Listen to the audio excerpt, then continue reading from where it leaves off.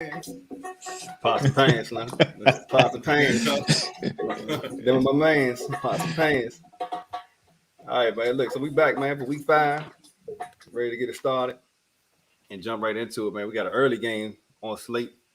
So it's kind of, I guess it's kind of fun, man, to wake up and have football already on or just getting ready to kick off. I was talking to Terrence back when he was living in LA, and he was telling me how it was crazy that he would wake up on Sundays and the games already be on. Or whatever. I said, I guess it is a little interesting. As soon as you wake up, football is already they had already kicked off the 1 o'clock games or whatever. So we got the early game between. It's not the most exciting game, but the New York Jets and Atlanta matchup. So what we get, man? How y'all doing, man? Everybody good? Yep. Yeah, man. Good to go. Healthy. Ready to get it started. Yeah, man. So we, give a special shout out to my man Terrence. As y'all probably can see, he's not with us today, and he's dealing with some family issues at the moment, and some family matters, I should say, at the moment. But he definitely be back, man. The dude living down and think and drink all things fantasy, so he's not gonna be able to stay away too long. And so we'll definitely keep the spot warm and try to keep things moving while he is out. So look, man, let's get into it. And we always start with our Thursday recap, and that was the matchup between the LA Rams and the Seattle Seahawks. And of course, I had Tyler Lockett. He was nursing an injury, so I erred on the side of caution and figured this would be one of his bust games, and at least I had that call right. But for the most part, man, the game was pretty. I guess Russell went out early in that game with looked like a sprained thumb on his throwing hand, if I'm not mistaken. And so he didn't finish the game. Geno Smith finished the game 10 for 17, 131 yards, and really didn't give you much in the way of points. And I'm pretty sure that most of us wouldn't have him on our roster anyway. But let's talk about the Rams, and we'll start with you. Is there anybody stand out to you? Or we had Matt Stafford. Put up a decent effort, 365, 1 TD. And Robert Woods, actually, I think for me was a surprise in that he led the team not only in targets, but also receptions with 12 and 150. Any thoughts on that? Yeah, that was his breakout. Terrence been calling that out for a while now, trying to make sure he was going to break out sooner or later. Biggest bright side for me was Sony Michel. He had, a touchdown in that game. I really didn't think he was going to get any touches that game after Henderson came back. So seeing him up there made it nice. I know that Henderson, going into the game, it was kind of if he was nursing an injury heading into the game, so it was a question of how much of a load he was going to take. And so I would definitely say it was a bright spot to see Sony Michael in the mix from a carry standpoint, and was able to get that TD. You got any thoughts on that, Gene? Before we move on. Yeah. First of all respect to Terrence, who's like not here. I think last week I called that Robert Woods had to have a breakout game. I was like, it was just a matter of time, man. Like, you know what I mean? Like they had to target him purposely. So, but other than that, man, got your usual, Cooper Kupp with 7 catches, 92 yards. He didn't get a touch, but his normal Cooper Kupp day. Yeah, my only thing that I would say from this particular game is what's up with the tight end position with the Rams? Like, I mean, do we think Cook is gonna ever just explode, or like is it just one of those situations where like he is what he is at like this point? Look, was it you or was it someone else that said that he was the most he was the most talented? Yeah, the most talented worst player. First player. That's what it was a quote I heard from somebody on TV. Yeah. Who's that? Who are you talking about? Derek Cook. Derek Cook. Rams, right there.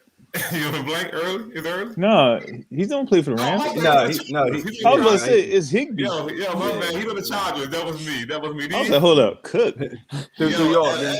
You thinking LA? LA, yellow and blue. You know what I mean? All of that, yo. That was on me. So they say I need to go back to sleep. I was about to say, I was like, damn. I was all ready for my Jared Cook take with the one touchdown he had last week. Man.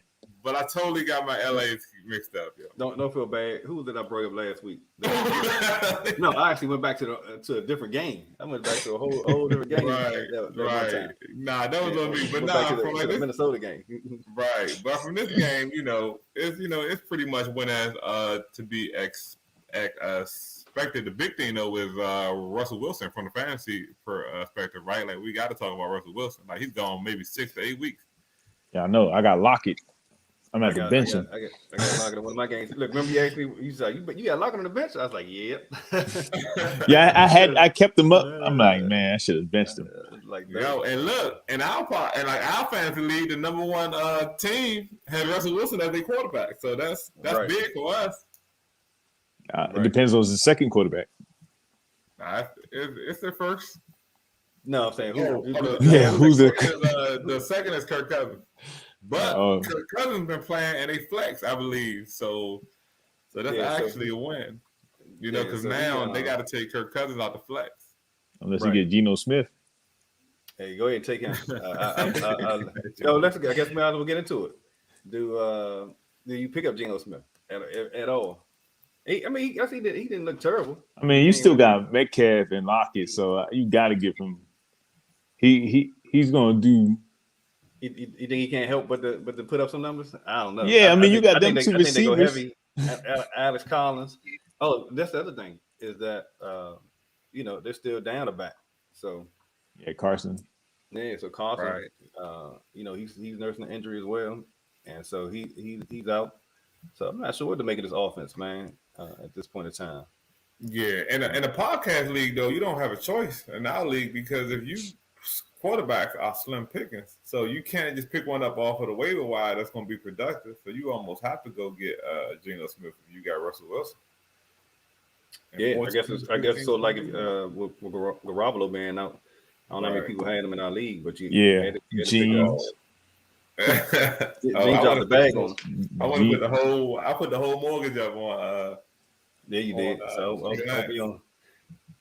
Look, I was gonna say I hope you don't come back to regret it, but then again, I do. I do hope you come back. I do hope you come to regret that decision. And so, but Chris Carson is out, so I think it's a good chance that Alex Collins may be be in for a heavier workload. So, definitely somebody to keep an eye out on. Like somebody said, "What's up?" Yeah, that's a shop. Gene said, "What's up?" What's up? He's on. What's up? We need some questions. Right. So, man, that's it for the Thursday game, and like you said, the Rams actually won 26-17, and basically once Russell Wilson went out, they were just basically trying to keep pace, and I think they might have scored one touchdown during that time, and so that was it after Russell Wilson went out. All right, man. So let's get into this 9:00 game. This early game. Oh, before we get in that, let me run down to the player statuses as far as who are game time decisions, who's not expected to play, and who's been ruled out. Christian McCaffrey, his status has changed in terms of his injury status from the standpoint he was able to practice this week, and they say they look good, but it looks like he's not expected to play. I think they'll probably hold him out this week with the hamstring just to basically make sure he's all the way back before trying to rush him. And then ruled out for this week, George Kittle, unfortunately, is gone for two of us on this podcast, and we have to live with that fact. Another guy I got on my team, one of my teams, is Dave Montgomery. He's ruled out. He's on the IR as well.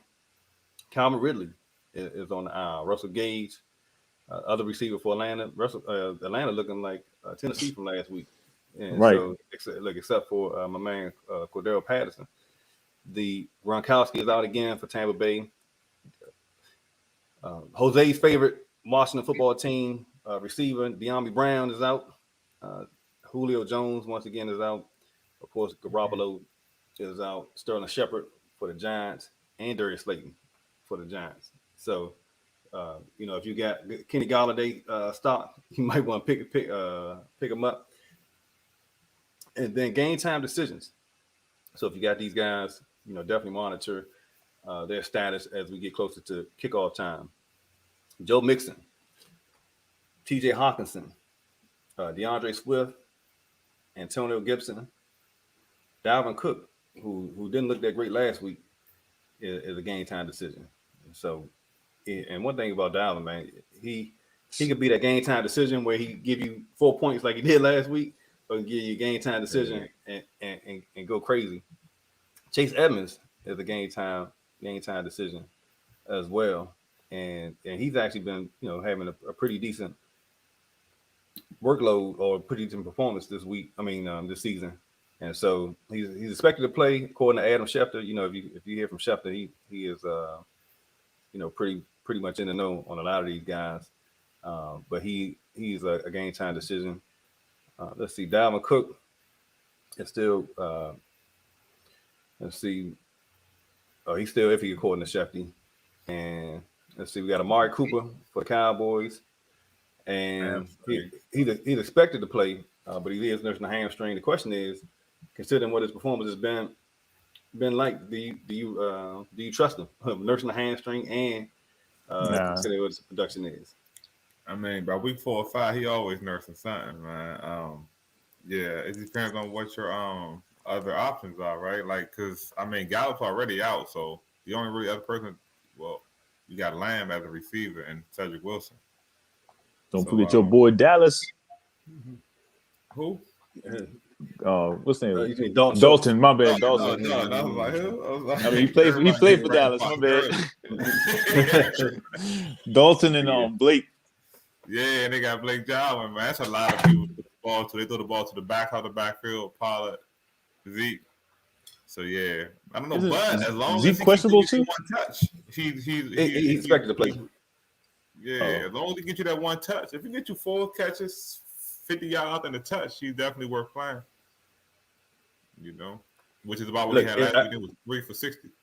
I say this: if there's any week you're gonna play him, but with the folks that are out, this probably be the week. But the question is the hamstring. Yeah. Oh, so they're playing the Giants too?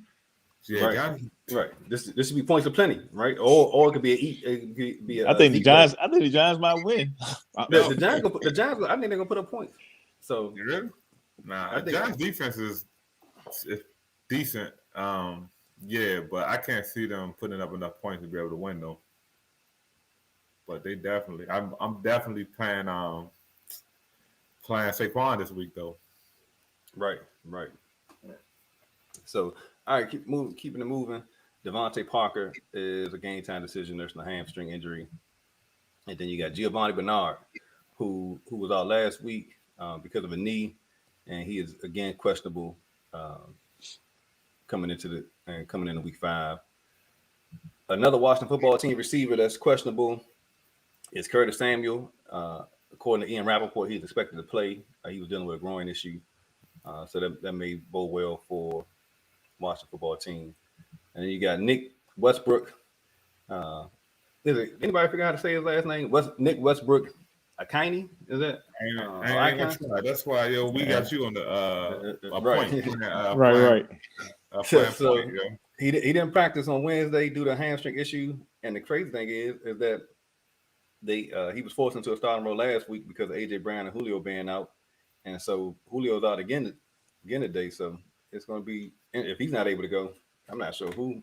I know who. Tennessee playing. Look, save your insight. I know. Max Williams, tight end for Arizona, is out, and like we said earlier, Zeke is expected to play, and just to update, Ian Rappaport says Antonio Gibson is expected to play, and regarding DeAndre Swift, Ian Rappaport says he's expected to play as well. And man, look, because we shortened our benches, man. I'm not carrying 2 tight ends, so these tight end injuries, I need folks to play. Hogson, Ian Rappaport says he's expected to play, and then Joe Mixon, who's a game time decision as well, is also expected to play. So things are looking up if you got Mixon, Hogson, Swift, or Gibson, and Cook and Evans. So keep an eye out though in case anything changes leading up to the game. So That's why you need an IR bench.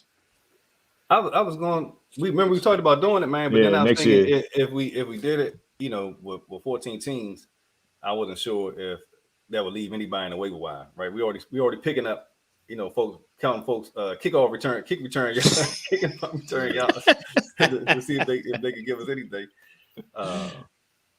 So with this Jets and Falcons game, man, so they got some inactives as well. We talked about really engaged from an offensive perspective. But actually, man, Atlanta has quite a few defensive guys. They got a D tackle, corner, safety, another DN that's out as well. And then they're for the New York Jets, Tyler Croft is out, Jeff Smith, but they got a D tackle. John DeMarshall is out, Marcus May, safety, and Isaiah Dunn at the DB spot is out as well. So, but now let's take a look, man, and see anything interesting about this game. Anything you excited about it all? Yeah, I'm excited about it. I'm excited about the. I think it's going to be a good output for Patterson. I think also Jameis Crowder. I think he's going to have a good game that game. Also with Michael Carter. I think Jets defense actually has been kind of stout. So I picked them up for one of my leagues. And who else? Terrence Boyd, Corey Davis. I think he might do well too. So I got the Jets winning, beating Atlanta right now on this game. And I'm looking at Kyle Pitts and Patterson as my two top guys. All right. So yeah, Corey Davis, his over under expected total. What do we got here is, we always have a warm place in our heart for Corey Davis, considering that Terrence drafted him as high as he did. Let me see here. So his expected projection is basically 9.5 points. Y'all going over under on that, Corey Davis?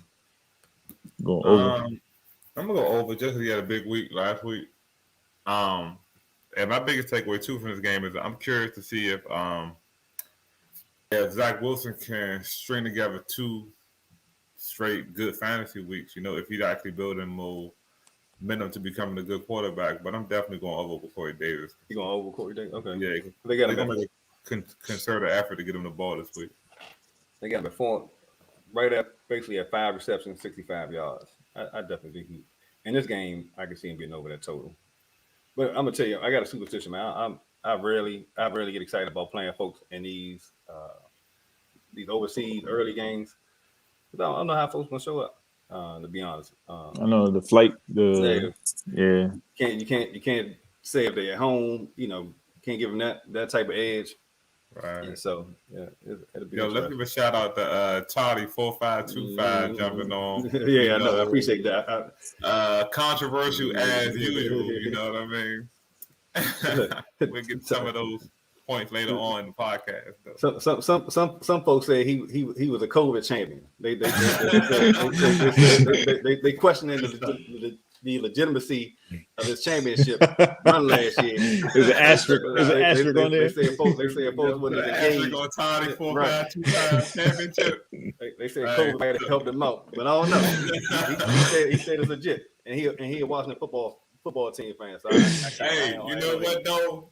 Being that his team won the Super Bowl back in the 87 strike season over the 83 strike season, you know what I mean? It's only fitting, It's only fitting. Hey, Todd, you already know, man, that we got a Cowboys fan on the podcast. So this is par for the course. We do this all day, every day. I know, right? So, all right, man. Let's move on, man, to the rest of today's game, and let's go to that Philly Carolina game. So we already know that McCaffrey is more than likely not going to play this week. Continue to rest up on that hamstring. But what's your thoughts on that? Let me start with you, Eugene, in regards to Carolina and Philly. Anybody that you like that you kind of high on this week or? Yeah, again, it's about the young quarterback, and the rookie receiver. The same thing for the Jets. Like, they had a big fantasy week last week. I don't know if you would consider them having a good week in football terms, but as far as fantasy, Jalen Hurts been killing it. And Smith had a really good game last week. And again, in fantasy, you look for things like, people to be down. So if Carolina takes, if they take an early lead, you're definitely looking at a lot of pass attempts by Hurts. And the head coach has ran the ball 3 times against Dallas. I think it was something like 9 times against the Chiefs. So they definitely have abandoned the run altogether. It's non-existent. Like if they get down, the run is out the window. So I think Hurts at this point in fantasy is a must play. Him and Devontae Smith. As far as Carolina, Hubbard didn't do exactly what I thought he would. I think that a lot of people thought that he'll you would plug him in and his touches at least would replace McCaffrey. Not his production, but his touches. And I don't think that happened last week. So it'll be interesting to see if moving forward if his touches increase. So Jose, the over under on this game is 45 points, which is not a lot. Considering, in terms of point totals. But do you have any interest? What's your thoughts on? I think we all know we're playing DJ Moore, right? But what's your thoughts on Devontae Smith? I think he'll do all right because with Hurts scrambling around, he gets open. He finds Hurts. I think they still got that connection. I think it's going to be mostly to the running backs. I think most of the catches is going to be mostly to the running backs and the tight ends, because Carolina does have a good defense, and they just added Gilmore, which is going to probably start in 2 weeks or something like that. But they still got a good defense, and I think it's going to be a high-scoring game. I think it's going to be a high-scoring game. Do they have a good defense though? I mean they got some DNs. They got I forgot his name. The DN Brian Burns or something like that. Oh, something. Right. Oh, Allen. They got some defense. So right now, Carolina is got the number 12 ranked defense in fantasy. And let's see, what's Philly? Philly's at 19, but from a stat standpoint, let's see where they are on that. They're about the same from a statistical standpoint in terms of total defense. Right. I think that I was being for Ephesians. I think also what I was trying to say is like their first 3 games was kind of against so competition, and then last week like they got blasted. So it's kind of like what do we really think about their defense? Which one is is true? Right. So. All right, man. What so I think Hurts is definitely a quintessential fantasy player where his production may not result in wins on the field necessarily, but he definitely has an opportunity to provide you with a slew of points in the for your fantasy team week in and week out, based on his production and the amount of the volume he's throwing the ball and the opportunity to run as well. So all right, man. So let's move on to New England Patriots, Houston Texans. The over under on this point is even lower at 39.5 for this game, and the Patriots are actually favored by 9, which is pretty big, big spread. And so we'll start with you, Jose, and let's from this standpoint, looking at the receiving core, do you think there will be opportunity for a lot of passing yards in this game between looking at Brandon Cooks, Jacoby Myers, and Nelson Aguilar? What's your thoughts on that? And from the tight end position with Hunter Henry and Jonnu Smith for New England?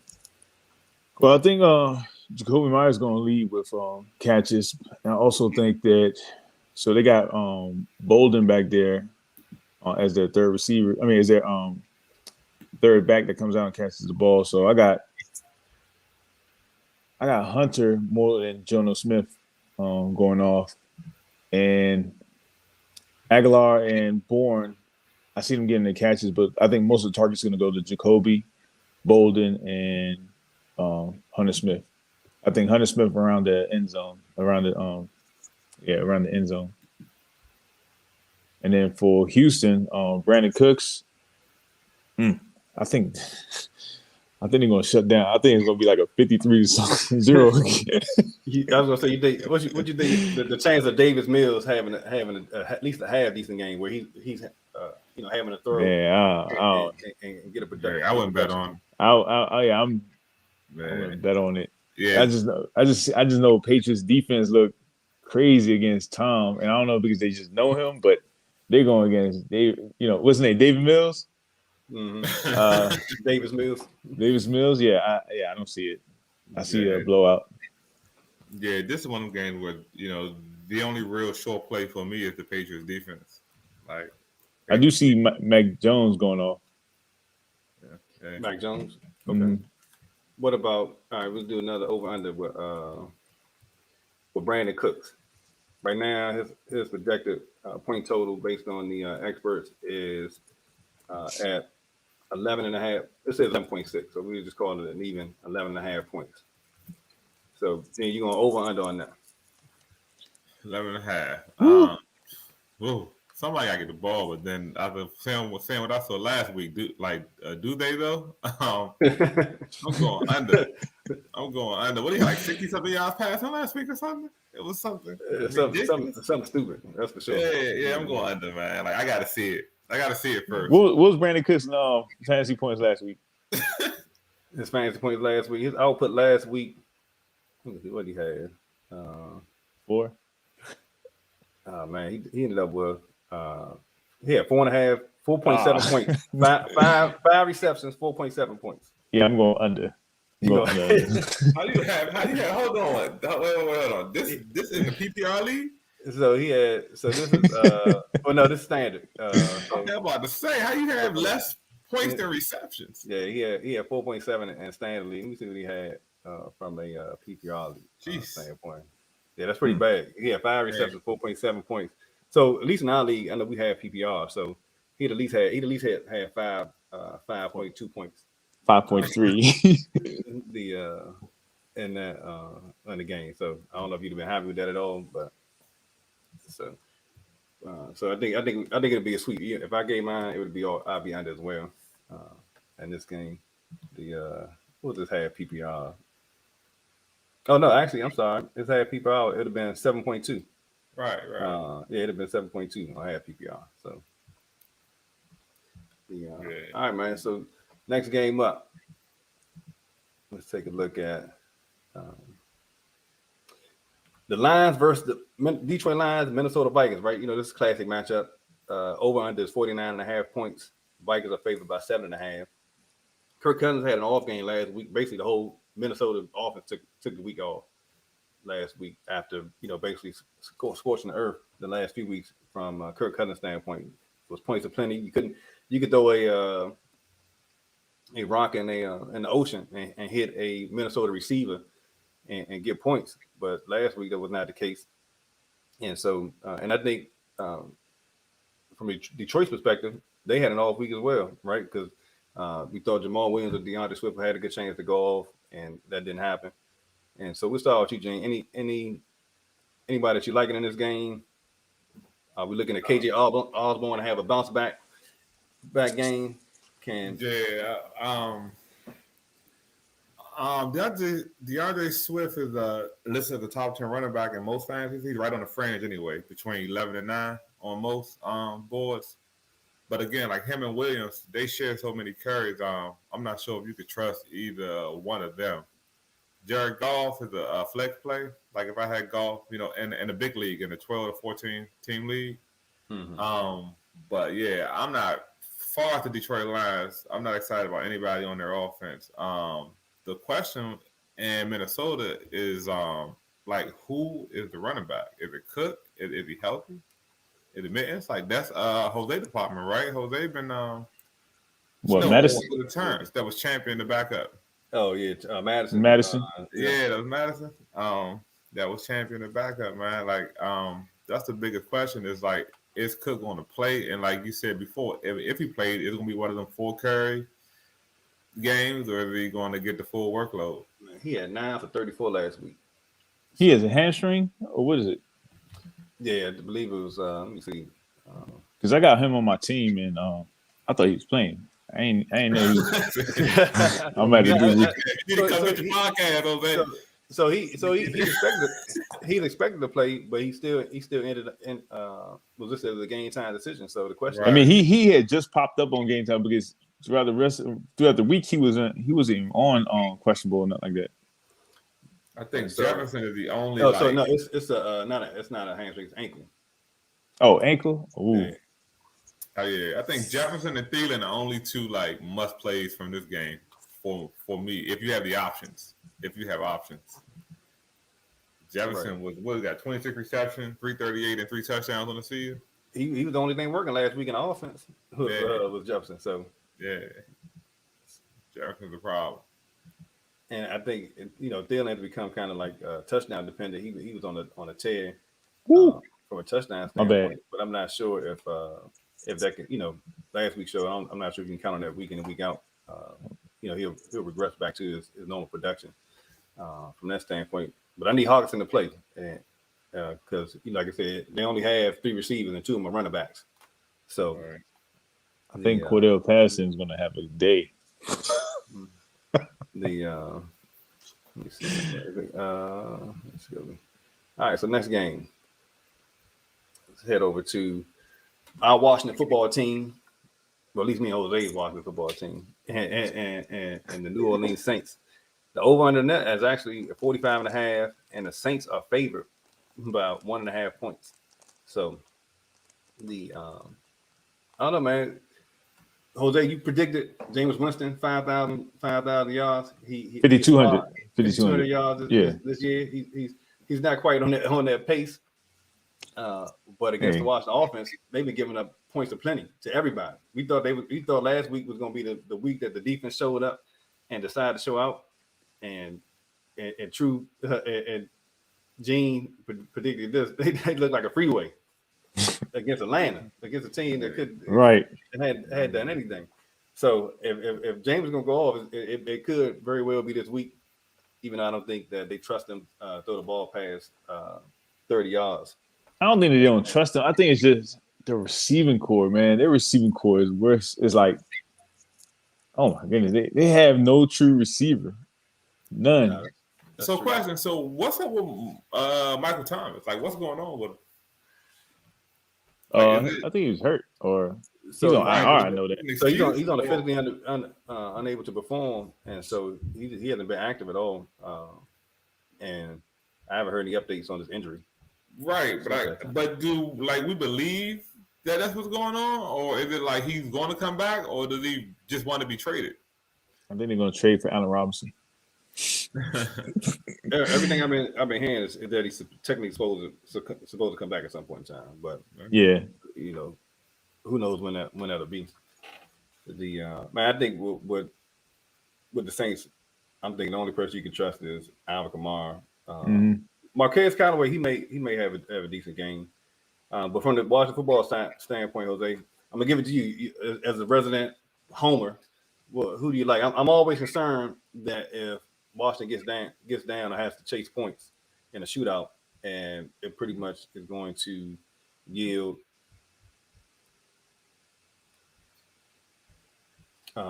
Gibson useless, or not, I won't say useless, but it's going to cut into his production because J.D. McKissick has been their go-to, 2-minute offense, pass attack back. So, what's your thoughts on the Washington football team in this game?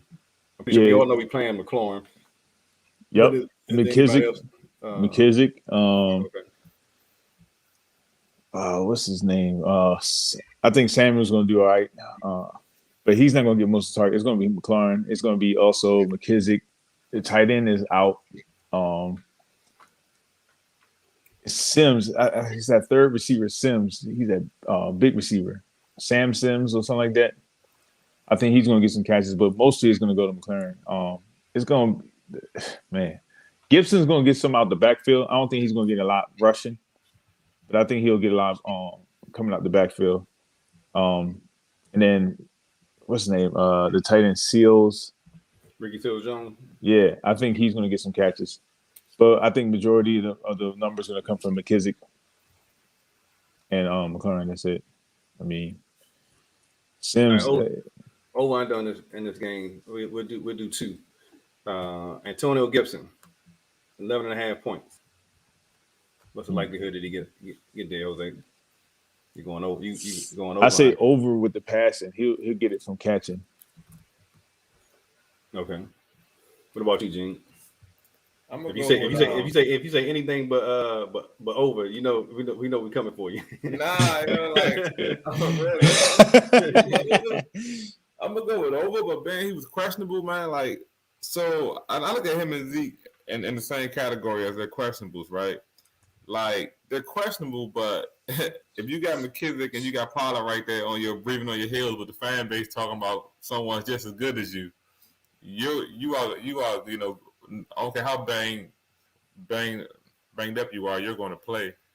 But I definitely got him going over. Like Jose said, he gets a lot of targets, so I think it should be easy for him to get over the 11.5.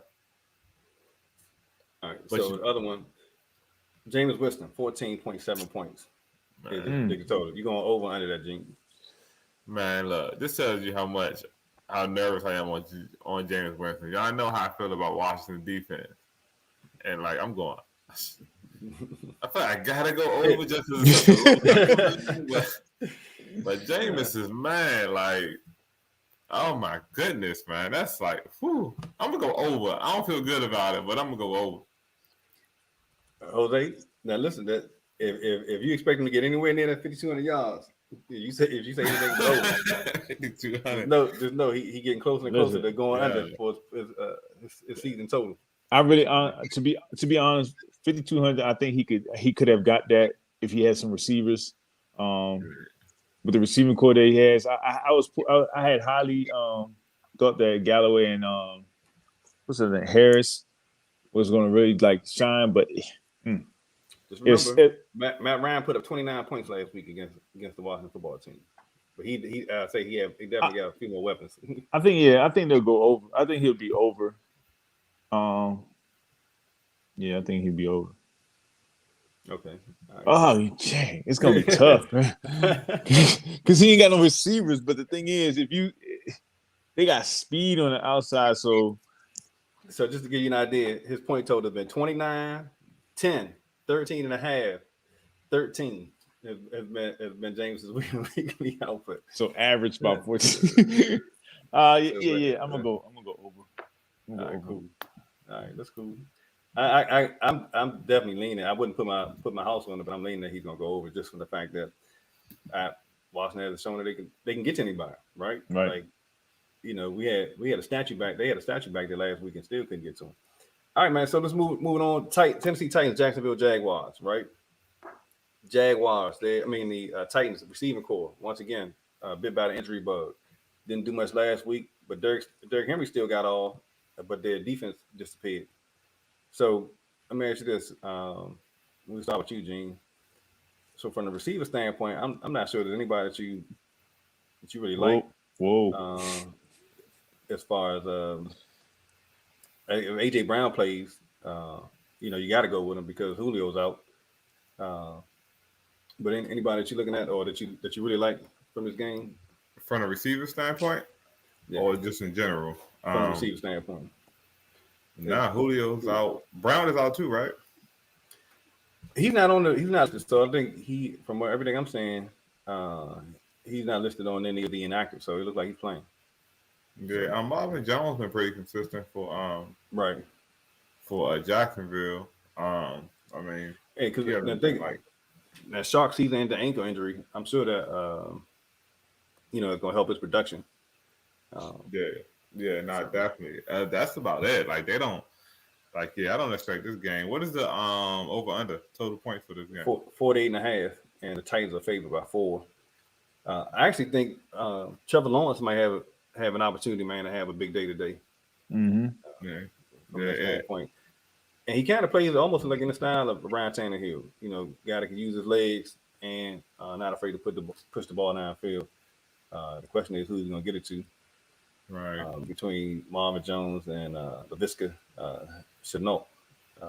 So, anybody you like on this, Jose? We already know you starting Henry. I'm pretty sure James Robinson. If you got him, you're more than likely you're gonna start him because based on the value he get RB1 value.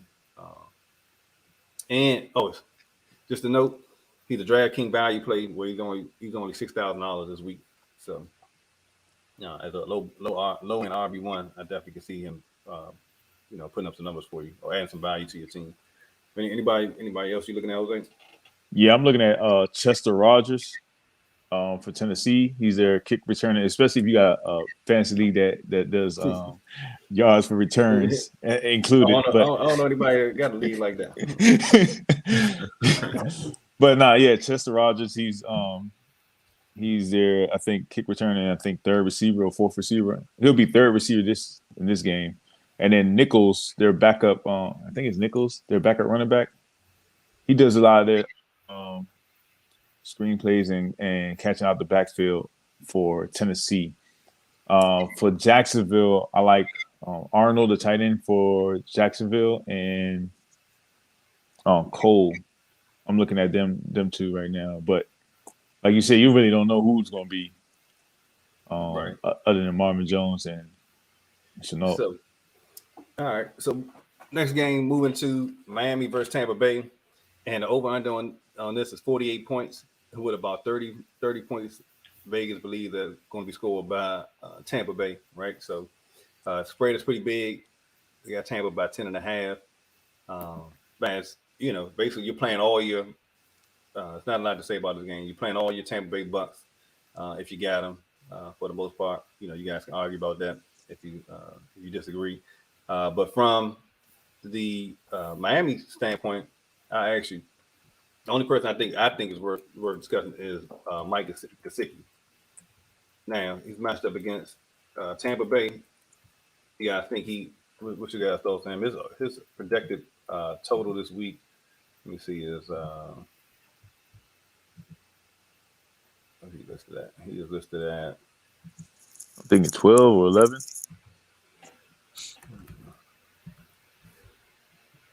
Actually, let me see. His total expected output for this week and standard or game load. Oh, is that actually is and standards is like 7.5, but in PPR, I think they got him half PPR. They got his like expected output at 9.5 points. So going over under on that, Jose. Going over 9.5. What about you, Gene? I'm gonna go over. I mean, I'm going over. Like, I don't like anyone from that game on Miami. Like you said, the one person I would think about is Jacoby Brissett, only because they're gonna be down, and he might get a lot of them. Man, garbage. He going 7 to 10 yards either death in that joint. Thinking of fourth quarter, last 7 minutes, he might get a lot of prevent defense. You know what I mean? Like, a lot of garbage numbers, but yeah. I honestly think it's gonna be tight because I'm just going with I think Patriots gave the blueprint on how to slow down Brady, and then you got another disciple of. Did you get a blueprint on how to slow down Brady? Hey, Jay, that's like when they say getting the game plan on Jordan. Well, yeah, if you just pick him up 94 feet. Right? That man got over 500,000 hours of film on him. Right. Yeah, and look, it has not changed. He ain't gonna scramble. He ain't gonna, you know what I mean? He not rolling out. I'm just saying, look, they're playing another disciple of Belichick, right? He was a defensive coordinator when Tom Brady was there, so he knows Tom Brady. I think he got a couple guys that also played against Tom Brady in there that was in the Patriots. So I'm just going with that. That is my whole thing. What Mike Tyson say? Everybody got a plan until you get punched in the mouth. Right. All right, so let's go to one of the early Green Bay Packers, Cincinnati Bengals. Over under on this is 50 points. So this is one of the high point totals we've seen so far this week. With the Packers favored by 3. And so in this game, we start with you, Jose. So we know we're starting Devontae Adams, Jamar Chase. My man T Higgins He's back. is back, right? So I've been streaming Boyd leading up to this week, and so I'm not sure if I think if I'm playing Boyd or not if I got him. But now you got Chase, Higgins, Boyd back in there, and CJ Uzoma, right? You know, there's a line in fantasy that says you don't chase last week's points, right?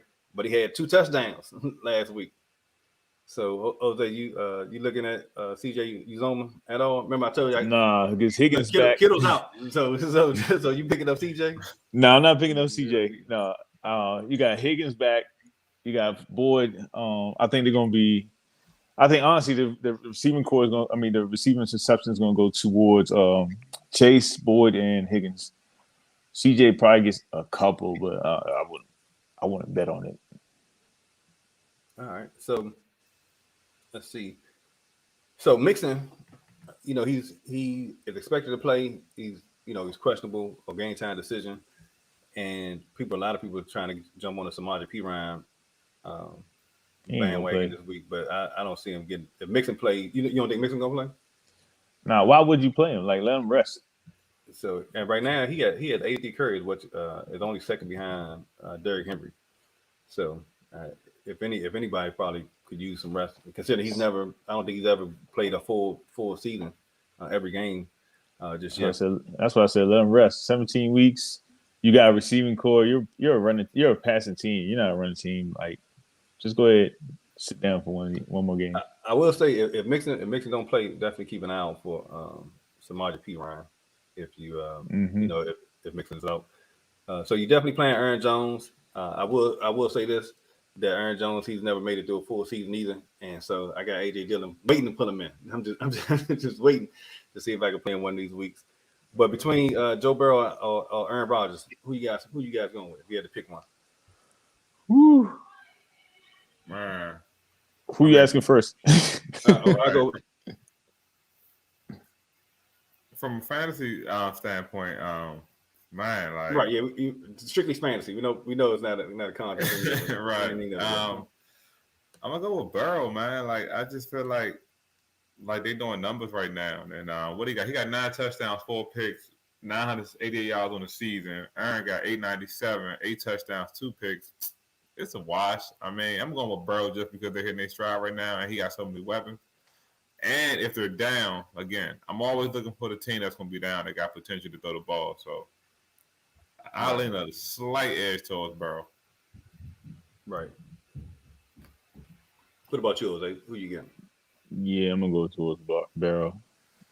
Okay. All right, cool. All right, man. Look, let's give a live look into the early game that's being played right now. It's definitely not a barn burner. So look, either that or the barn is burnt, and the Atlanta's up 3-0, and that doesn't bode well for my. I don't even know if I had Cordero Patterson playing. It's early, 7 minutes. I do, but it popped up saying that he went from healthy to questionable. I was like, ugh. But he had a nice little. I do got him playing. I got him at and Gene League. I got him playing. Starting. Dang, Gene, I wasn't invited to the league. That was this before the podcast. Moving forward, you would definitely right. Hey, Jay, we definitely need to get Jose in there. League intent, yo, crazy, right. crazy. So yeah, man, I need Cordero Patterson to do something before 2 something. I like how it is right now. I got Jets defense right now on my DraftKings. Yeah. Oh, okay. And my fantasy. So look, I gotta hear Jose with the jumps. I hear my you gotta hit your girl with the pictures through like your phone, man. We man took those pictures to be like for you, yo. You know what I mean? Them pictures was man 2012. Right. It was in Cancun. We took the pictures. Right. All right, man. So look, the next game on the slate, and the over under on the Denver Broncos versus Pittsburgh is 40 points. Man, good great. Ooh, I'm not sure. I'm not sure if there's anybody worth talking about, man. Between not except for maybe Najee Harris and Melvin Gordon. I think Uh, Bridgewater playing. it said Bridgewater sustained a concussion in week 4 and is questionable. I didn't see him on any inactive list. Let me check another site before You talking I about confirm. Bridgewater? Yeah, I haven't seen him on any. If he's playing, then I see it being a good game. Yeah, I don't see him. Looks like he's playing from everything I'm seeing. He's a go, but not like it's not that I'm, going to play him. Even yeah, man, I'm not excited about a lot. Najee Harris is getting RB1 volume from the standpoint. He had his best rushing ever last week against the Packers. That he had 15 carries, 62 yards, 1 touchdown, and so he's definitely still in that RB1 range based on his usage. Melvin Gordon last week only had 9 carries, which was kind of concerned between splitting time with him and Javonte Williams, and so Man. the that's iffy in terms of what that split looks like. But from I ask you this: if you playing any of the if you had any of the Pittsburgh receivers, I'll just go with. But we all Deontay Johnson is the best one out of 3 from a fantasy standpoint. But if you had to choose Claypool over Schuster, who you going with? I'm gonna go with Hey, Houston. Yeah. You going with Schuster? I think No real reason, just a dice roll. yeah, I mean, I would say Schuster because he probably their possession receiver right now. He's probably like the tight end, but I probably would go Claypool because he gets the The big play. yeah. if you I would say if you playing head to head, I think I would go Claypool as just from an upside standpoint. Noah Fant is he's been doing pretty good. He's currently tight end 8 and half PPR leagues, and so the question is, if looks like Bridgewater's playing, but it'd be interesting if he was out what Fant does. Yeah, And I know. for the sake of our league and me trying to catch up in points, I need Fant to not do well, so AJ can come back down and continue to get closer to the pack as we move forward. All right, man. So let's moving on. Chicago Bears, Las Vegas Raiders, 45.5 points is the over under total points for the game. And man, the Raiders they barely showed up last week, and I'm not sure what to make of that performance um, last week. And so look, it's funny they were saying that Darren Waller I think he ended up with how many receptions did he have last week? He ended up last week Like he 5. had he had 5 receptions, right, 54 yards, but his target total was uh, I want to say was uh, still ended up with 11, I think. No, how many targets did he end up with last week? I thought it was 6. I may be Was it wrong 6? though. But my point is that he gets to get 8 targets, right, and people still upset with his target total, right? I think that if they seen that 19 that came in game 1, it's Yeah. like look, anything less than 10, people outraged about. Like, yeah, get him the ball. So So yeah, what I see about that is that Carr's now he's passing it to everybody around more often than others. Like so he has more options than just Waller now. So it's making a big difference because like he's passing to who he pass to? Oh, Hunter, Ruggs, and Edwards, and then you got Waller, and then you got Drake. So it's it's kind of hard now to get that 19 targets. He's not going to get that 19 targets like he did, which I hope he does. I'm praying that he does, But nah, I do see going forward that he's going to probably get about maybe 6 or 7 targets. It's going to be spread between all the other receivers and all the tight ends. So yeah, I think they're playing. Who they playing again? I forgot. Oh, they're playing Oh, this Bears. Bears. Oh, Man. I got Damian Williams or Darnell Williams. One of those Williams. Um, I think Mike, your mic's on mute. My bad. Yeah, so no, it's Damian Williams for Chicago filling in. Of course, I got Montgomery, who is out for an extended period of time.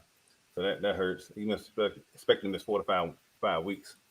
And so I think I should put more on my waiver claim. I should have pulled the gene and Jose and dropped the bag on him.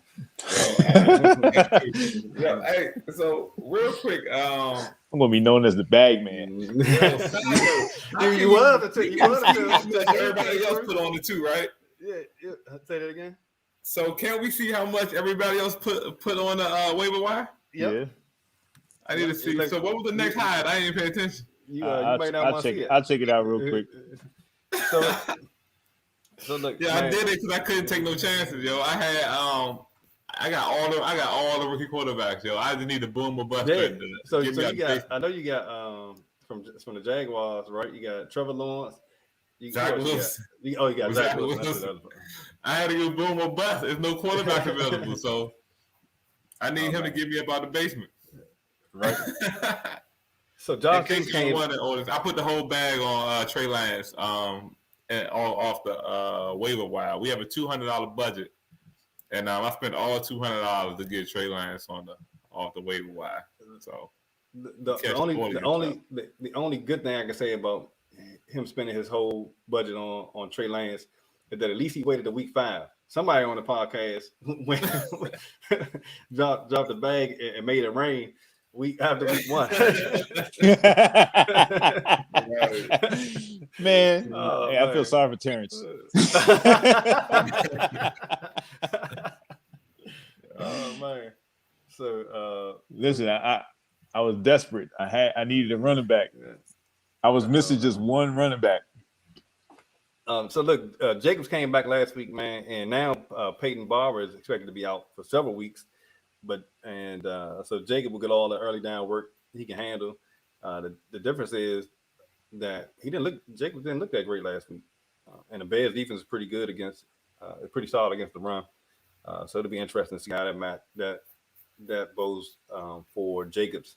You know, he's gonna get the volume, and so the question is, you know, how good he looks heading in. So hopefully last week might have just been an anomaly, but he didn't look that great. The Justin Fields, Derek Carr. Who you guys going with in that matchup? Carr definitely. He's thrown no fewer than 382 yards in his first 3 starts, but he only had 196 last week in the loss to the Chargers. So I go with Carr. Yeah, we'll go with Carr. He's on fire right now. Yeah, man. Chicago can't protect Justin Fields, and so if he don't do something with his legs, it may be a long day for him. All right, so we're going Cleveland Browns and the Los Angeles Chargers. Now I thought Cleveland was going to be in a shootout last week against Minnesota, and it turned out to be a defensive game.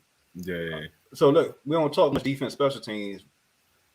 The question is, are the Cleveland Browns defense to the point now where like you got to start fading teams that play against, you know, that are facing them, right? So where if you got a team going up against Cleveland, you're like, I'm not quite sure. Well, Kansas City did numbers on them in the second half. First half they got shut out. Second half, Kansas City did numbers on them. But I'm gonna let you know after this week because I feel like Justin Herbert is just on like another level right now, like in his zone. Like I feel like he's one of them top 3-4 quarterbacks in the league, where like the defense has no effect on him as long as he has talent.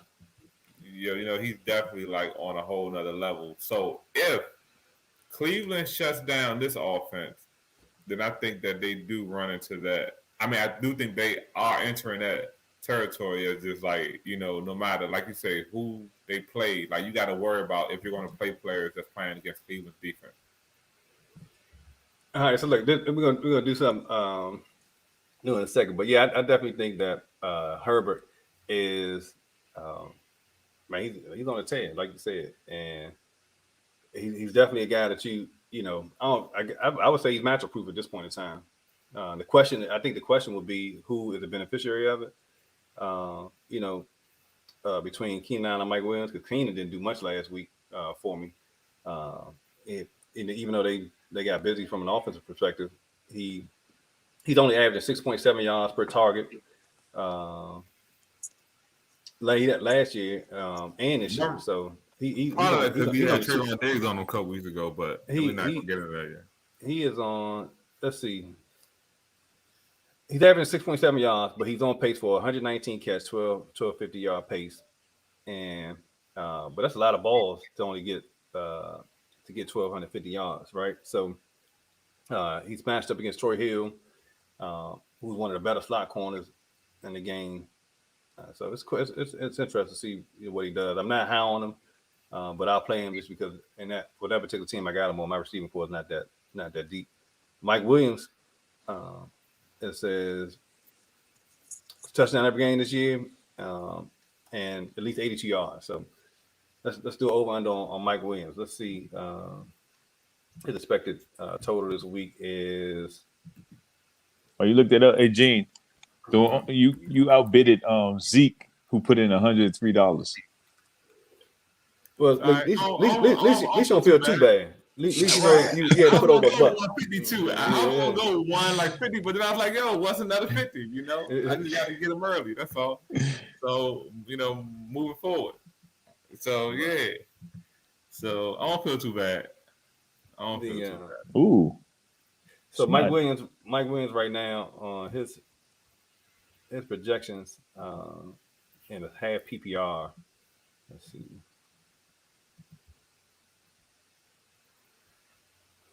For this game, half PPR is the amount G. David averaged 80 a touchdown and 82 yards a game, and so right now he's looking at 13 points. You guys going over under that total? I'm going over. Ah, man, these receivers. I'm gonna go over. I'm gonna go over just because I have him in one of my leagues, and I'm hopeful that he gets over. But Cleveland's defense is the truth, though. But I'm gonna go over. And they're in LA too, right? They're in SoFi. Let's Yeah, see. Are they playing at home? yeah. Yep, They're in they're at SoFi. home. Yeah. Yeah, So yeah. I'm gonna go over because he's at home. I'm gonna go over. all right. So look, we're gonna do some new. Uh, I keep saying that, but I do have one other question about this game. Nick Chubb and Kareem Hunt. Who would you rather have? Man, I'm gonna Can't go with have both.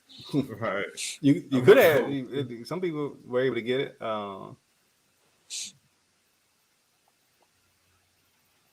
Let's I see. go. I go Chubb. Just because, like, just because if they're up, he's the one that's going to ice the game. You know. So look. So this says all but two of the Browns' 11 offensive touchdowns have been runs. Chubb and Hunt each have three of those TD runs, right? So they got three TD runs apiece. But Chubb has gone scoreless in his last two games, right? But he's second in the league in rushing, and he had at least 83 yards each game. But Hunt leads Hunt leads Cleveland in receiving. right, so that's the That's crazy because part that's about because it. they Half have Landry. PPR Right. and half PPR, Hunt's giving you 20 points a game. So I'm going with it's, Chubb. it, look, it's who you on? Chubb, because I think he's more of a short thing from week to week.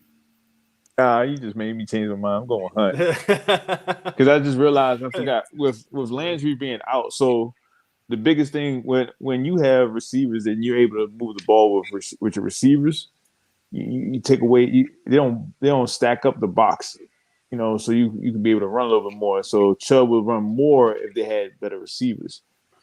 Without the better receivers, you have more of Hunt because he's going to be one of their receivers. And then you got Baker is hurt. I think his shoulder or something like that, but he hasn't been playing as good as he's supposed to. No, he definitely hasn't been looking that great. Question. Last thing on this game, Odell Beckham and Baker Mayfield.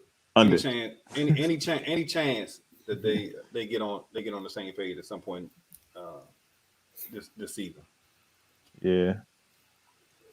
I don't know. Uh, Like Baker Mayfield was guaranteed in the first 3 weeks to be looking at a new contract, and now I'm hmm. like, do you pay him And at the end of the and, season? look, and that's with Odell coming back, right? Yeah, like I don't know what you do about.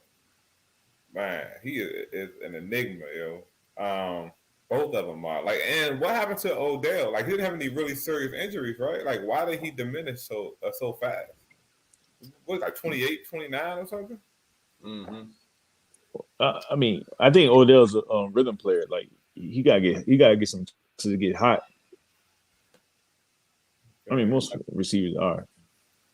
Yeah, I think one thing ties into like a family. Well, not necessarily fantasy, but but just with numbers with players, man. Like you learn this from Antonio Brown, Le'Veon Bell, Odell Beckham. It happens time and time again. Football is the most system and team dependent sport as far as your success is concerned. And you got to be careful when players leave systems and leave certain teams because it's almost never, ever the same as it was at their previous team. No matter what no matter if they're in their prime or what. Like it's like I mean, they're almost not as valued as much as they were with their older teams. So all that to say, Odell's numbers has been trash since he got to Cleveland. Oh yeah, no, I don't see it they've improving. been horrible. They've been Yeah. horrible, and I don't see Any any changes? change coming Yeah. anytime soon. So look, Yeah. I kept saying I was going to get into this, but so look, my man Deron, he put in the he put in the chat earlier. He's like, I can't catch a break in this league. So look, this is what we're gonna do. And what's what in the pod league? Yeah, Or Gene? in the in the pocket joint.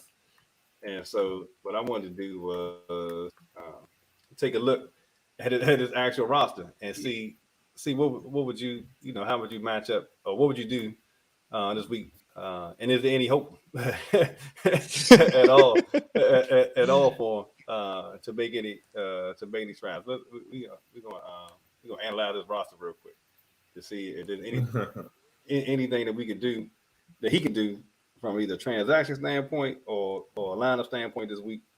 What's his To team? hold on one second, I'm pulling him up now. Oh, Sharp Squad. Nah, it's 3,000. Oh, okay. For one thing, I'll So- bench Rosenberger. Yeah, but for who? For what's the name? We just said his name earlier. Hold up. Because remember he playing he like Gene. He got a rookie in that flex spot. So Oh man, I can't give him no pointers, man. He in the basement with me. like two blind kids trying to get home. He's 9 points ahead of me. That's because he has somebody that played already. Nah. Oh yeah, he had Higby playing. Man, that's what you call it. See, I would. His lineup don't look that bad to be honest. Well, by name wise, I guess Rosenberg is killing him. Yeah, man, that Rosenberg. Supposed to been better, yeah. I would probably start Beasley in place of Jones and put Jones as your starting tight end. I mean, starting quarterback. Yeah, that's the target he's getting. Or Harris as the flex. That gives him 3 running backs. Oh, yeah. Now, I would definitely put Beasley in a flex and put Mac Jones as a starting quarterback. Especially since Pittsburgh's playing Denver defense and Ben's already been struggling. Higbee. I would do something about Higbee. I don't like Higbee. What about Adam Robinson? Oh, you don't like Higbee? The problem with Higbee is he don't have a better option. Yeah, he do. I would pick up Dwelly. I'll pick up Jonas Smith or Hunter Henry. Really, I would pick up Hunter Henry in this one. Are they available? Yeah. You got Hunter Henry, but he already played though, so he can't. Oh yeah, you can't use them.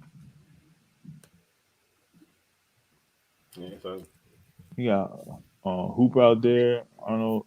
I mean, he got some tight ends that he can pick up.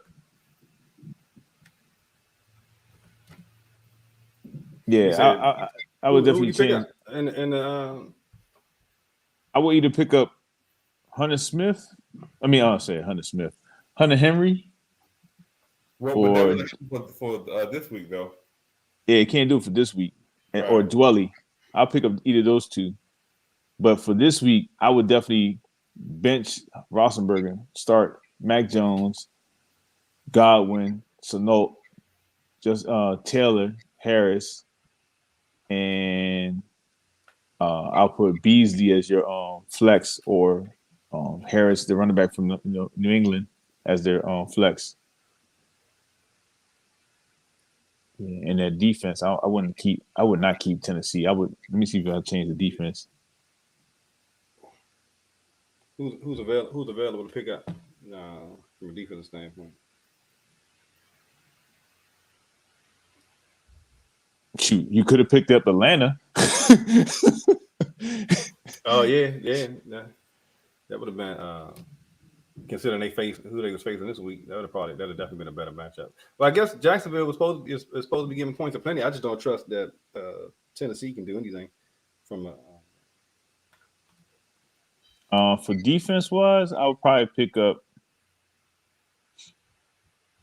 Carolina.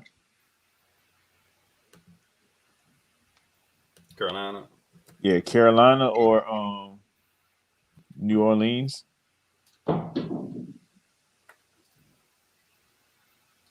Okay. Because you get points for return yards, so you got some good returners. Yeah, I have the worst luck at signing in and stuff. Like, I wanted to touch on.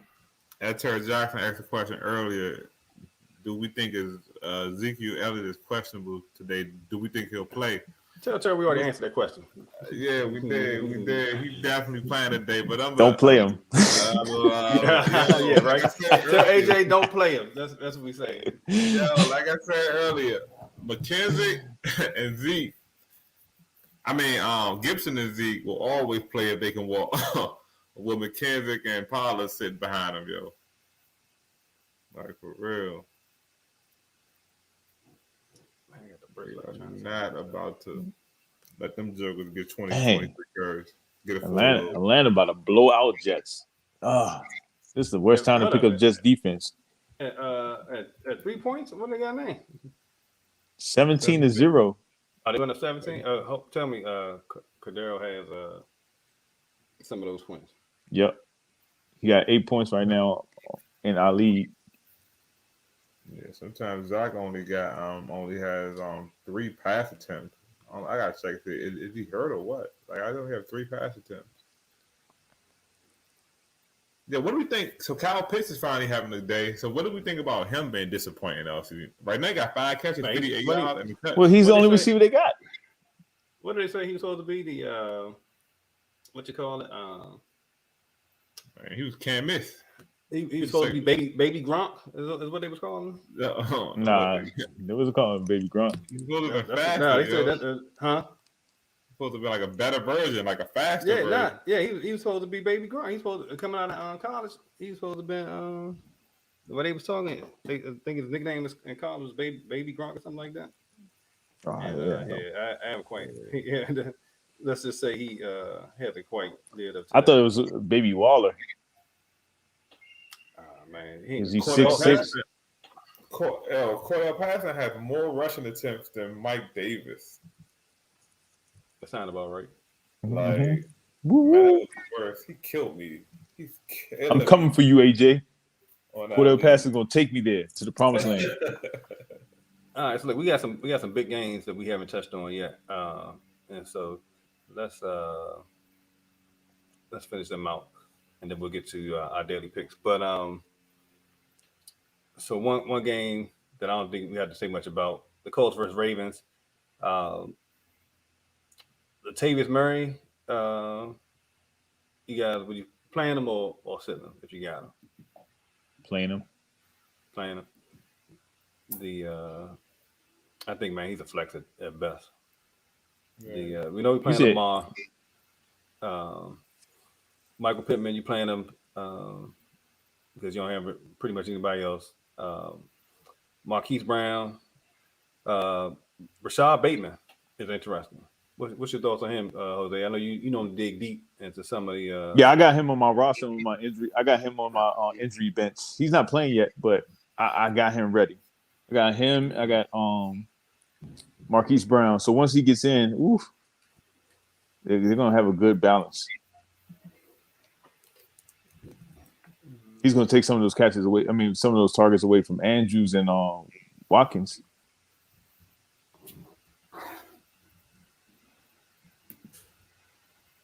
Oh, man, worse. All right, and let's see, man. That's pretty much it from this game. Tight ends. Molly Cox broke out with he had 2 touchdowns last week, uh, but he also got 70% of the 69% of the snap share. So we'll see if he what he does this week. I like to see it over at least a 2 or 3 game stretch before I start investing in Molly Cox. Mark Andrews has at least 5 catches in the last 3 games, and so but he hasn't had a touchdown yet. So I'm thinking he at some point in time he's due. I can't imagine him going much longer in the season without getting a touchdown. But the Ravens are favored by 7. The over under is 47.5 points. All right, man. So let's get into some of these real good games that's taking place. We got one more kind of buster game, but I got a feeling it's going to have plenty of points to go around because they got over under 52 points, and that's the Giants at the Cowboys. Cowboys favored by 7. Like I said, the over under is 52 points. Man, I don't think you can go wrong playing. At least from CeeDee Lamb, Galladay. Both Saquon and Zeke be playing them. But I think Daniel Jones, man, had a chance to put up some numbers this week. Dallas has a good defense. I picked up the defense. So the question is, I feel like the Giants will be playing from behind. So that's the reason why I believe that Daniel Jones is going to have an opportunity there. You guys got any thoughts on that? We'll start with you, Gene. Yeah, I think that the Giants definitely going to put up some numbers just because, like, even if you watched the Carolina game last week, they were being shut down, but then for some weird, perplexed reason, Mike McCarthy took out his defensive starters with like listen, 13 minutes left. Don't get Gene started on Mike McCarthy. I'm just from a fantasy point, and they went prevent, and like we said, when you down in NFL, man, you can definitely get those cheap calories, yo. So yeah, I think Daniel Jones, Saquon, the Dallas defense gives up a ton of yards. Like, let's just be honest with that. Like, they get turnovers. They bend but don't break. They don't give up a ton of points. But they give up a ton of yards. So from a fantasy standpoint, I can see Saquon, Shepard, and Jones having a pretty decent day. Okay. What about you, Jose? Any thoughts on this game in terms of somebody that you outside of your main RB1s? I think Paulo's going to do good in this one. I think Kadarius Toney, I think he's going to shine in this one. The rookie receiver from Giants. Okay. Ingram, I think he's going to have a good day too. Barkley. Yeah, so I see the high scoring. They keep saying Kadarius Toney, man, supposed to be almost at Tariq Hill type speed, but I haven't seen it yet. We'll see. Yeah, I haven't seen it, but he is shifty though, and they ain't got no receivers, so he has to get some volume. But can we pick up Trevor Diggs? Is he a receiver? Yeah, right. That's what I asked. I asked in last on the group chat, like, can I pick up Trevon Diggs last week? Like, get more catches than regular receivers. Than CeeDee Lamb. For real. They both had 2 last week. I need CeeDee Lamb to go off, man. We both. And then one of my leagues, man. Like, they just been running the ball. Like, they just haven't had a reason to. I do see the tight ends from Dallas going off too. Yeah, show us some job. I need Java to go off this week. I bet you do. All right, man. So look, let's go San Fran, Arizona. We got Trey Lance making his starting quarterback debut. The over-under on this game is 50 points. Trey area. right? Put the whole And 200 up on him. So, oh man, James Conner's become a touchdown hog. Chase Edmonds has, man, he put up 139 yards or 139 yards from scrimmage last week. Um, so Edmonds has moved into the top 20 in fantasy running backs and still hasn't scored a touchdown this year. So, so that's interesting. Debo Samuels, man, he had a big game like a monster game last week. And so you guys, my bad, fellas. Do you guys have Debo Samuels in a repeat performance this week, or do you see Brandon Ayuk having a turnaround with Trey Lance at quarterback? We'll start with you, Jose. Yeah, I do see the more production coming in from Ayuk. With Debo, I don't see him getting a monster game because this is going against the Cardinals that's in division. So it's going to be tight. I think he's going to be like 89, 100. I hope 100. But I see the running backs you got Eli Mitchell coming, my $275 coming back to playing. So I think it's going to be a good rushing attack. I think they're going to be rushing more in this game with Lance. I think Lance is going to have a hell of a game. I think he's going to have maybe 100 yards rushing. I'm just being over dramatic on that one, but that's my team. But I think it's going to be. I think Rondell Moore is going to go off on this game. I think the receivers from Arizona is going to go off. So if you got him, start him. Okay. What about you got a question? Now, when I say panic, I don't mean like drop, but DeAndre Hopkins, are you guys concerned about him? No, he had rib injury or whatever he was dealing with for 2 games. I think he'll be all right. What about you, Gene? Any right now he says he's and half PPR, he's wide receiver 21. Right? So it's not like he's still in wide receiver 2 range. But considering when you might have drafted him at, do you see him, getting back to where you expected him to be at based on where you drafted him? Hold on, and we talking about who again? DeAndre Hopkins, receiver. Yeah. No, definitely. I mean, he has. I mean, their offense is putting up numbers, and Kyler Murray is getting better and better every week, and he's D-Hop. So what are we in week 5? Like, it's just a matter of time before he explodes. So I think that when it's all said and done, his total stats will be right where they should be. It's a 17-week season too, so I'm not nervous about D-Hop at all. Okay. One quick thing, Devontae Parker just from wide receiver from Dolphins is out. So okay, Gesicki and Waddle. Oh yeah, yeah. Definitely. All right. So next up, Buffalo, Kansas City. This should be a bomb burner. Over under 56 and a half points. Chiefs favored by 2.5. We'll put it. We'll start it this way, right? And we'll start with you, Gene. Is there anybody that you don't like in this game? Man, I want to say, look, I got Buffalo defense, right? So I want to say Buffalo defense, even though they've been like on a tear lately. Like we're gonna see what they're all about. But from an offensive standpoint, or from a team standpoint, like I'm definitely playing all Chiefs. Like there's no defense that's going to make me not play Hill, not play Mahomes. Maybe Clyde Edwards-Helaire. Like he's the iffy one in this situation. Buffalo defense is stout against the run. They don't give up a lot of points. So if they do get points, it's going to be through the air. So maybe Edwards-Helaire. From the Buffalo side, their backs are always iffy. They share a lot of time. Diggs still hasn't really been Diggs yet. You know what I mean? We're talking about Hop, but what about Diggs? Like Diggs kind of been like he's probably a bigger concern than Hopkins because you draft him higher than Hopkins.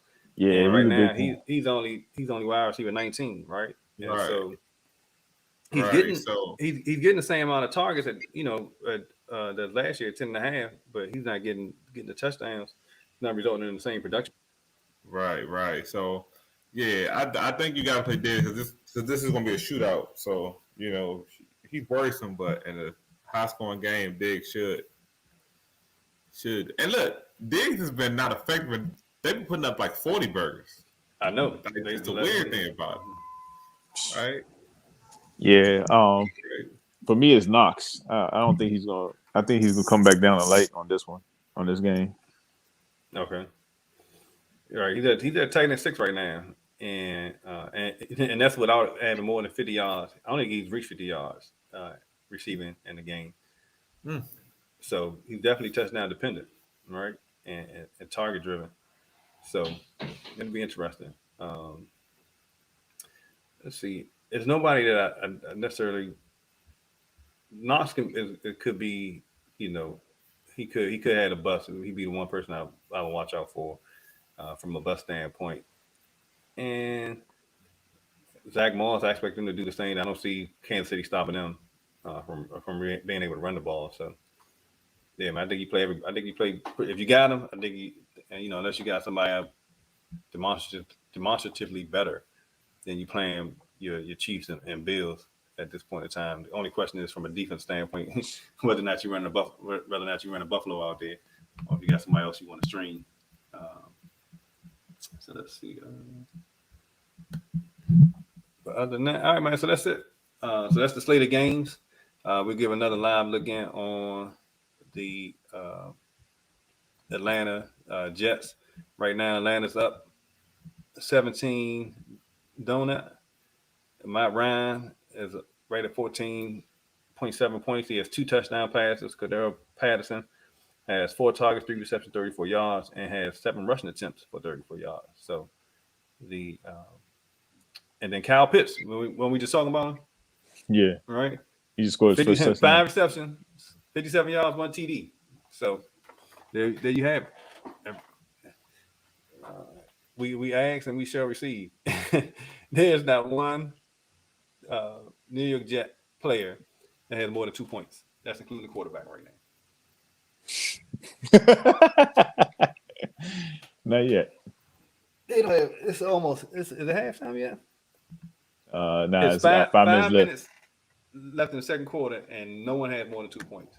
So if you play any New York Jets player, you're in trouble. You better turn around quickly.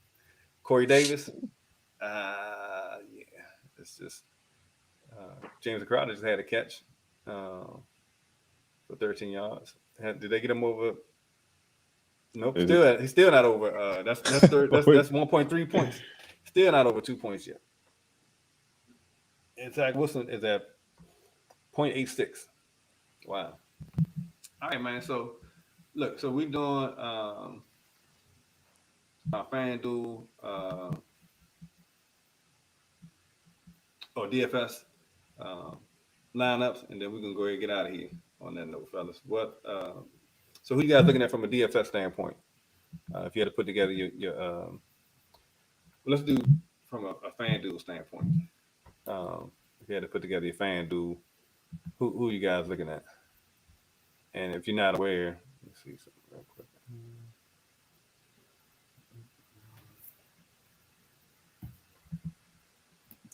So we're doing the main lineup on FanDuel, and I didn't do my FanDuel yet. I just did DraftKings. Okay. So you're playing 3 receivers, tight end, flex, defense, 2 running backs, quarterback. So, who you guys liking from a fantasy standpoint at this point in time?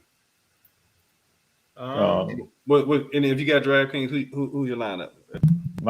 For DraftKings, my lineup is and I'm going just wild. I'm going give your lineup, and then what's your thoughts behind it?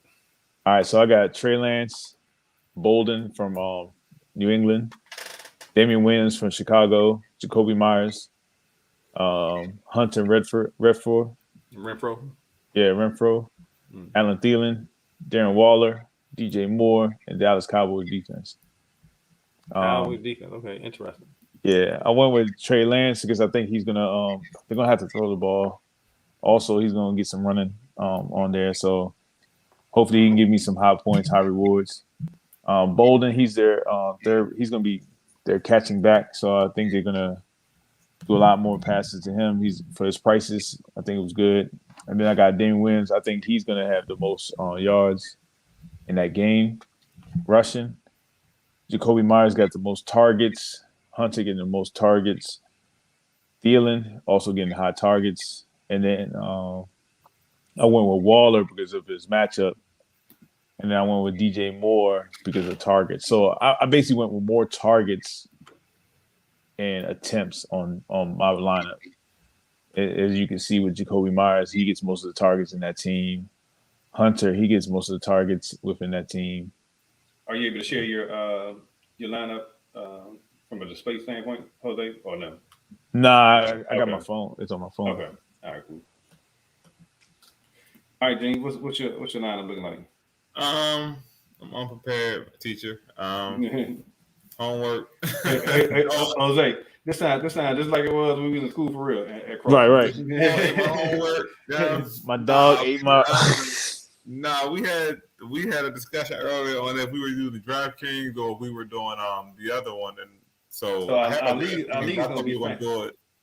All do it together. So yeah, so. All right. So from a DraftKings standpoint, right? Just for the people, from a DraftKings standpoint, I am going interest enough from a value play perspective. Oh, actually, I'm sorry, not from a value perspective, but from my stack is going to be Justin Herbert and Mike Williams, right? Like we talked about before, I just I feel like right now Herbert is matchup proof, and so they're a little down based on the fact they're going against Cleveland. But I got Justin Herbert, Swift if he plays. I got Robinson, the Jacksonville running back. I got Devontae Adams as my main receiver. Then Curtis Samuel as my bargain basement guy. Mike Williams, Mike Gesicki at tight end, CeeDee Lamb at the flex, and then I'm going Washington defense. That's the homer play, but we'll see. And I'm not like we talked about before. I don't think Jameis has anybody to throw to, and so it's basically going to be the Kamara show. I'm not really afraid. So if they can at least get a turnover or keep it low scoring, then that'll be enough to justify their $2,300 salary for this week. So, but so on that note, man, that's it, fellas. Y'all got anything for the good of the people before we break out? Nah, just my Hail Mary is just Kadarius Toney and Ross Dwelly from San Francisco. Ross Dwelly, Kadarius Toney. Okay. All right, so that's it, man. That's all I got, fellas. Like I said, man, we look forward to having our man Terrence back here, as soon as we can.